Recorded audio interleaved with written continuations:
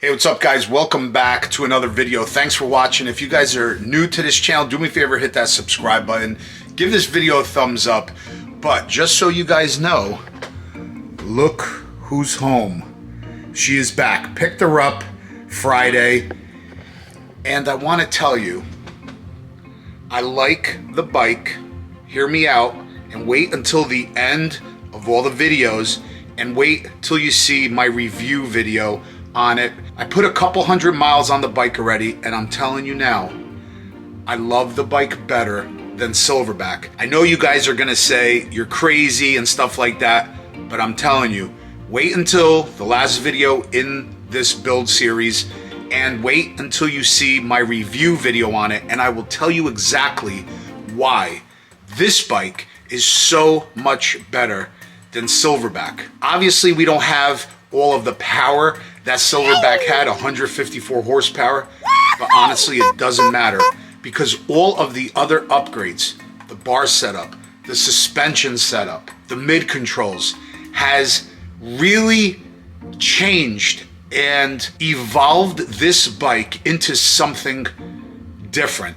It feels totally different than any other Harley Davidson I have ever ridden, and I have ridden a lot of bikes. So please stay tuned through all the videos. If you haven't seen the previous videos, go back and go through the playlist and watch all the videos. Stay tuned, probably towards the end of next week, I will have that review video out for you guys. So this way I could really explain what my thoughts are on this bike compared to our last bike, Silverback. So in today's video, guys, we are still at JD Cycle Works and we are actually going to be putting on the mid controls. Even though she's home now, I still have a couple more upgrades that I'm going to do to the bike, a couple minor upgrades. We have an awesome different windshield from Clockworks. We have some handguards from Memphis Shades. We have some Flow Motorsport levers. And we also have some Arlen-ness MX style pegs that we're going to put on the bike because I'm still waiting on the components.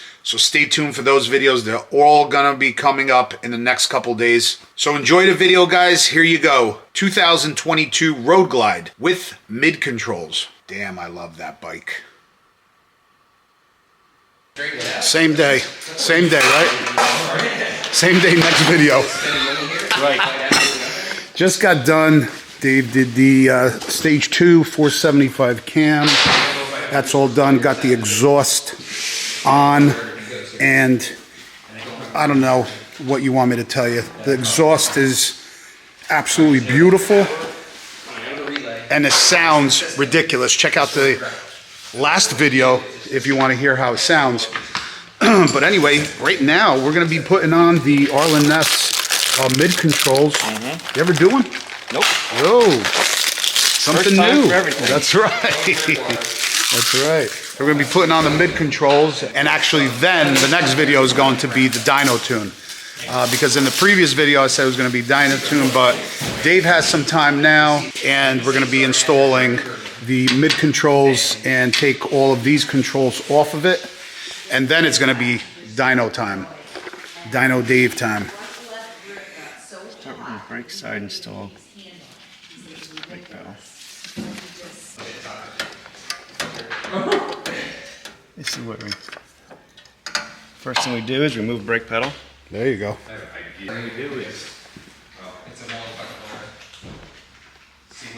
So after about, what, an hour of finagling, Dave? Yep.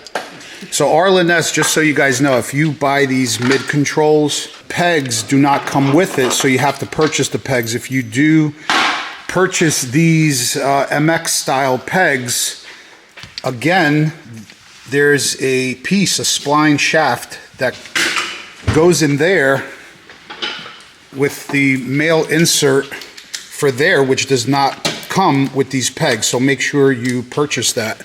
But look at that, that looks great.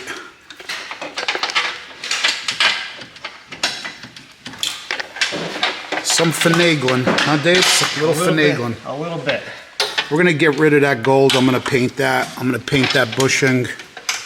Direct bolt-on means you're gonna have to make adjustments. That's right. And now we're gonna get started on the other side. Yes. We need more torque. Hopefully it's a little easier. Yeah. We're conditioned. So. Yeah. So since we have that off, we're gonna put the +1 kickstand on. Just a lot easier now since everything is out of the way. That is true.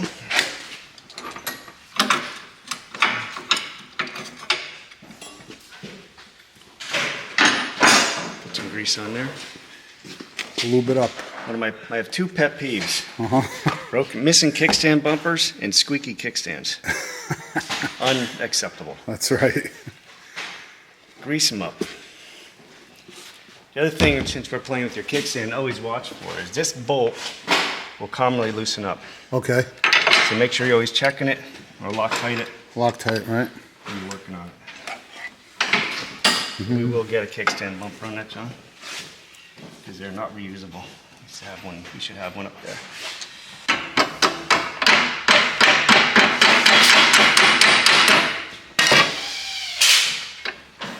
That'll work.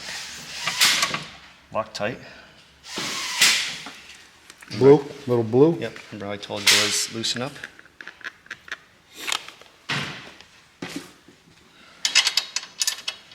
I'll pull that down as long as the thread pitch is right for this bolt. Yours today. That's Jay for a kickstand bumper. Because they have a little tip under to pull them in, which gets cut off. Ah. So it's not going to happen. I gotcha. All right, so this side a lot easier, no? Yeah. Yeah, this side's a lot easier. Went a lot better. Yeah, I'm gonna paint that tip black. And waiting, obviously, on the pieces because they didn't come with the MX style foot peg, so that looks really nice. Yep. Time to make some noise tomorrow. So you're gonna make some noise tomorrow? Yep. And then we'll move on to other things. Yeah, I'm gonna bring it in the back today and start setting up. And Gotcha, right. So everything's ready just at 8 o'clock. I understand, right? You'll have it basically tuned by the time I come, right? Yeah.